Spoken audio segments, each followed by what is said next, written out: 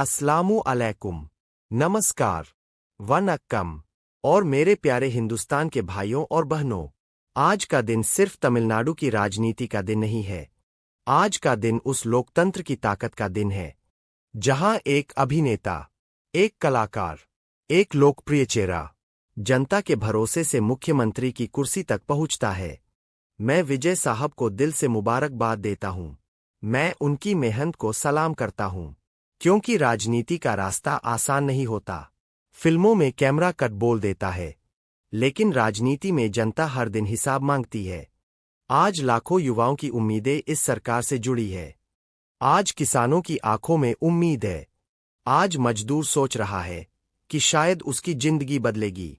आज छात्र सोच रहा है कि शायद उसे नौकरी मिलेगी। आज गरीब मां सोच रही है कि शायद उसके बच्चे भूखे नहीं सोएंगे। लेकिन मैं यहां सिर्फ मुबारकबाद देने नहीं आया हूं। मैं यहां लोकतंत्र की याद दिलाने आया हूं, क्योंकि सत्ता हमेशा के लिए नहीं होती। आज कुर्सी आपकी है, कल किसी और की होगी, लेकिन जनता हमेशा रहती है। और जो नेता जनता को भूल जाता है, जनता उसे इतिहास बना देती है।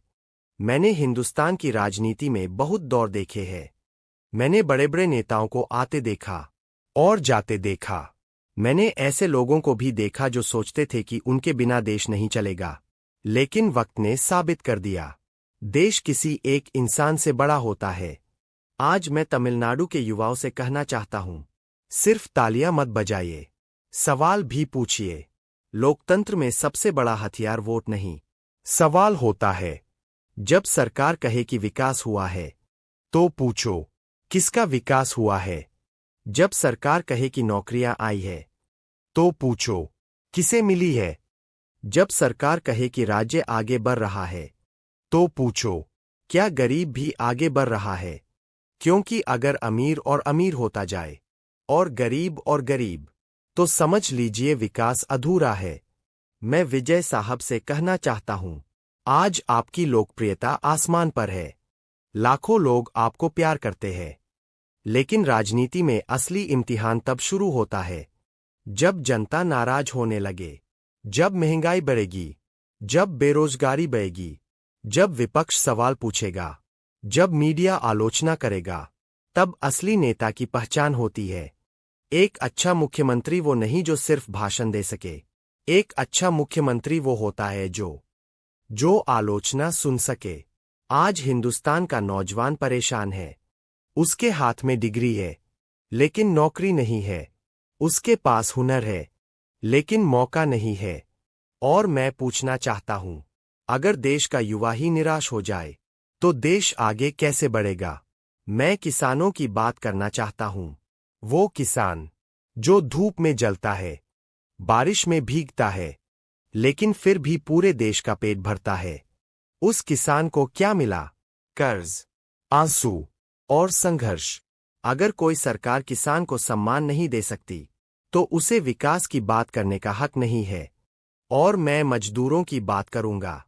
वो मजदूर जो इमारत बनाता है, लेकिन खुद झोपड़ी में रहता है। वो सड़क बनाता है, लेकिन उसके बच्चों के पास स्कूल जाने के लिए चप्पल नहीं होती। क्या यही बराबरी है? नहीं, ये बराबरी नहीं है। ये व्यवस्था की कमजोरी है। मैं आज साफ कहना चाहता हूं, धर्म के नाम पर राजनीति बंद होनी चाहिए। हिंदू हो, मुस्लिम हो, सिख हो, ईसाई हो, सबसे पहले वो हिंदुस्तानी है।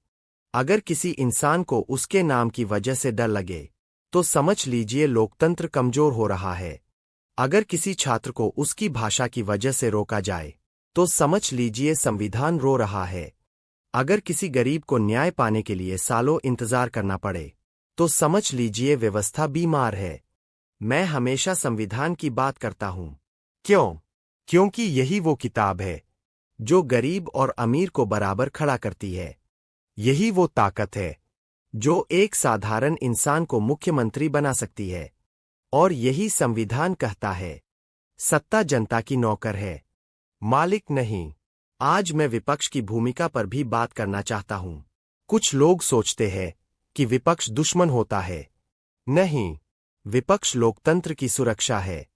अगर सवाल पूछना गुनाह बन जाए तो लोकतंत्र खत्म हो जाएगा। अगर पत्रकार डरने लगे, अगर छात्र चुप होने लगे, अगर आम आदमी बोलने से डर जाए, तो समझ लीजिए खतरा शुरू हो चुका है। मैं विजय साहब से उम्मीद करता हूं कि वो आलोचना से नहीं डरेंगे। वो जनता की आवाज सुनेंगे। वो गरीबों के लिए काम करेंगे। वो युवाओं को रोजगार देंगे। वो शिक्षा और स्वास्थ्य को मजबूत करेंगे। क्योंकि अस्पताल और स्कूल मजबूत होंगे, तभी देश मजबूत होगा। सिर्फ बड़ी बड़ी इमारतें बना देने से विकास नहीं होता। विकास तब होता है जब गरीब का बच्चा भी डॉक्टर बन सके, जब मजदूर की बेटी भी इंजीनियर बन सके, जब गांव का छात्र भी बड़े सपने देख सके। मैं आज उन लाखों से भी कहना चाहता हूं जो अपने नेता से प्यार करते हैं, प्यार कीजिए, सम्मान कीजिए, लेकिन आंख बंद करके समर्थन मत कीजिए। नेता इंसान होता है, भगवान नहीं। अगर नेता गलती करे तो उसे बताइए, अगर वो अच्छा काम करे तो उसकी तारीफ कीजिए। यही लोकतंत्र है। आज सोशल मीडिया का दौर है। एक वीडियो लाखों लोगों तक पहुंच जाता है। एक अफवाह दंगा करा सकती है। इसलिए मैं युवाओं से कहना चाहता हूं, नफरत मत फैलाइए, सच्चाई फैलाइए। देश को ट्रोल आर्मी नहीं, सोचने वाले युवा चाहिए। आज पूरी दुनिया हिंदुस्तान को देख रही है। दुनिया देख रही है कि हमारा लोकतंत्र कितना मजबूत है। और लोकतंत्र तब मजबूत होता है जब सत्ता और विपक्ष दोनों संविधान का सम्मान करें। मैं आखिर में बस इतना कहना चाहता हूं, विजय साहब, आज जनता ने आपको बहुत बड़ा मौका दिया है। अब इतिहास आपके सामने खड़ा है। या तो आप सिर्फ एक सुपरस्टार मुख्यमंत्री बनेंगे, या फिर ऐसे नेता बनेंगे जिसे आने वाली पीढ़ियां याद रखेंगी। याद रखिए, कुर्सी की असली ताकत सिक्योरिटी में नहीं होती, जनता के भरोसे में होती है। अगर गरीब आपके लिए दुआ करे तो समझिए आप सफल हैं। अगर युवा आपके नाम से उम्मीद जोड़ ले तो समझिए आप सफल हैं। अगर किसान मुस्कुराने लगे, अगर मजदूर का बच्चा पढ़ने लगे, अगर आम आदमी डर के बिना जीने लगे, तो समझिए आपकी सरकार सफल है। और अगर ऐसा नहीं हुआ तो जनता इंतजार नहीं करती, जनता फैसला सुनाती है। क्योंकि लोकतंत्र में आखिरी आवाज किसी नेता की नहीं, जनता की होती है। जय हिंद, जय संविधान। और तमिलनाडु की महान जनता को मेरा सलाम।